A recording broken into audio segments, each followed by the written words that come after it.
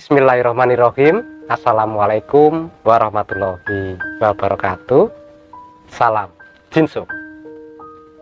Apa kabar saudaraku semua? Om Swastiastu, Namo Buddhaya, dan salam kebajikan. Jumpa kembali dengan saya Mbah Budi Yunus HE di channel YouTube Pasukan Keramat.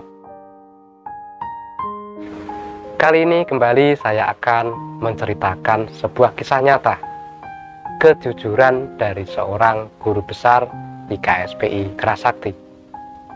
Kisah ini saya ceritakan di dalam sebuah video ini dengan tujuan supaya bisa dijadikan suri tauladan bagi kita semua, warga dan pendekar IKSPI Kerasakti. Dan kisah ini saya dapat dari cerita sesepuh IKSPI dari Ngawi yang di zamannya, ya di zaman guru besar, beliau sangat dekat sekali. Sampai-sampai banyak sekali cerita-cerita yang diajarkan ke kami para warga dan pendekar IKSPI yang ingin mendalami dan mengenal lebih dekat karakter dan sifat guru besar di kala itu. Dan salah satunya ya cerita ini. Mungkin dari kisah yang diceritakan ini ada yang ingat kapan kejadiannya, karena kisah ini diambil dari sebuah kejadian seorang sesepuh IKSPI Blora di kala itu yang sedang tersandung masalah hukum ya, dan meminta bantuan guru besar. Ceritanya itu seperti ini. Dulu ada seorang warga IKS dari daerah Blora. Kalau tidak salah ya, warga IKS tersebut sedang tersandung masalah hukum.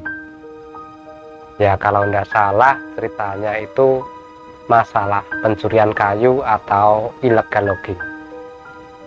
Ceritanya saat itu si warga IKS mau digerebek di rumahnya, tapi dia kabur dan menemui guru besar IKSPI Bapak Raden Toto Kindarto. Ya ceritanya meminta perlindungan ataupun mau bersembunyi di situ di rumah guru besar. Tapi guru besar melarang sembunyi di rumahnya. Nanti malah petaka nanti yang terjadi di rumah guru besar. Dan guru besar kita meminta agar dia pergi sejauh mungkin, karena guru yakin pasti polisi akan mencari dan menyelidiki sampai di rumahnya. Akhirnya warga IKS tersebut minta doa restu pada guru dan pergi ke kota untuk menghilangkan jejak. Dan sang murid meminta tolong pada guru, jangan katakan pada polisi apabila mencari sampai ke rumah guru besar tentang kemana dia perginya. Lalu sang murid tersebut meninggalkan lipatan kertas pada guru besar dan pamitan pergi. Beberapa hari kemudian, apa yang dikhawatirkan guru besar benar-benar terjadi. Ada beberapa polisi yang mencari ke situ, karena polisi tersebut sudah mengantongi identitas tersangka, yaitu salah satu warga atau anggota IKSPI, dan otomatis pencarian pun sampai ke rumah guru besar. Oleh para polisi tersebut, guru besar ditanya apakah tersangka datang ke sini, dan beliau pun mengiyakan, tapi tidak lama lalu pergi. Dan guru besar ditanya lagi, kemana perginya? Guru kita pun menjawab tidak tahu. Ditanya sampai beberapa kali pun guru kita tetap bilang tidak tahu, sesuai dengan kejadian yang memang sang murid tidak mengatakan mau pergi kemana gitu. Dan selang beberapa saat ketika para polisi mau pergi, guru besar ingat kalau beliau dikasih lipatan kertas dan tidak tahu isinya. Itu isinya tulisan apa, guru besar nggak melihat, karena guru kita pun tidak membukanya gitu. Lalu lipatan kertas tersebut diberikan kepada polisi tadi. Dan senggang beberapa jam, telepon rumah guru besar berdering. Ya taunya dari muridnya yang dicari polisi tadi, yang menanyakan apakah ada polisi yang mencarinya di sana.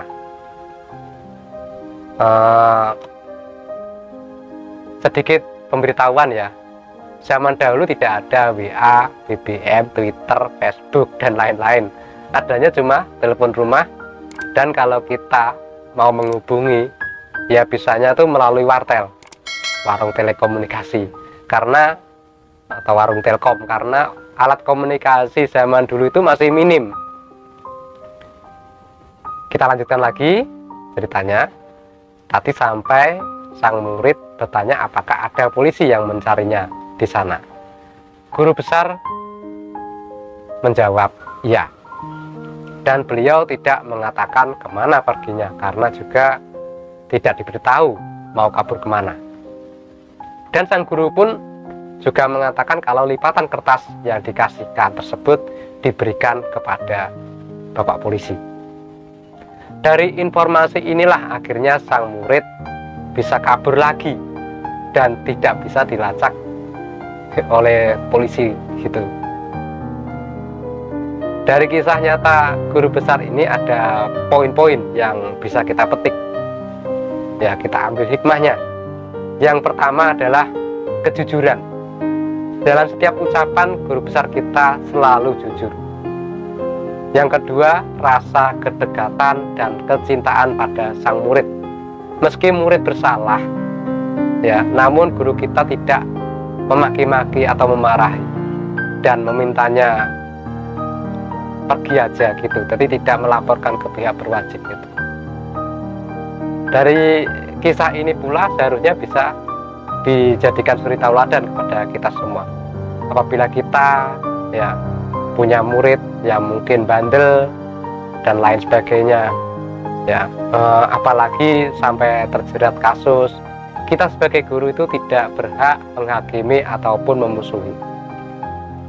Padahal sang murid salah, tapi kita tidak punya hak.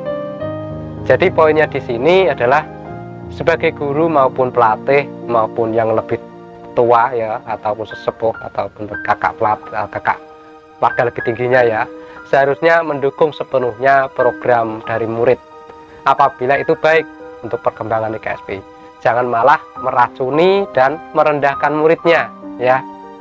Dan seorang murid tidak boleh merendahkan ataupun menghina gurunya. Juga dalam hati wajib terus menghormati meskipun murid tersebut dimusuhi oleh guru gitu. Dan kisah ini telah dicontoh loh oleh bapak kita, ketua umum kita, Bapak Dr. Andes Bambang Sunaria. Beliau sangat arif dan bijaksana seperti guru besar. Dimusuhi para sesepuh, dihina, direndahkan kakak-kakak seperguruan yang tidak sepaham dengan beliau dalam memimpin perguruan IKSP Ikra Sakti. Beliau tidak melawannya. Itu tanda beliau masih menghormati yang lebih tua. Dan di saat ada polemik atau permasalahan di kalangan bawah, di kepengurusan paling bawah, beliau selalu mengambil jalan tengah atau jalan terbaik untuk semua. Inilah sosok pemimpin yang baik dan mengikuti ajaran-ajaran guru besar, yaitu Bapak Raden Totong Gindarto. Ya, doa kita semoga Bapak Ketua Umum IKSPI selalu diberi kesehatan, murah rezeki, umur yang panjang, ya, kebahagiaan dan keselamatan di dunia hingga di akhirat nanti. Allahumma amin. Itulah kisah-kisah kearif dan bijaksanaan guru besar yang diikuti oleh Ketua Umum kita Bapak Dr. Andes Bambang Sunaria. Sekian yang bisa saya sampaikan, semoga bermanfaat ya. Akhir kata dari saya, wassalamualaikum warahmatullahi wabarakatuh dan salam Jinsu. Suka beramai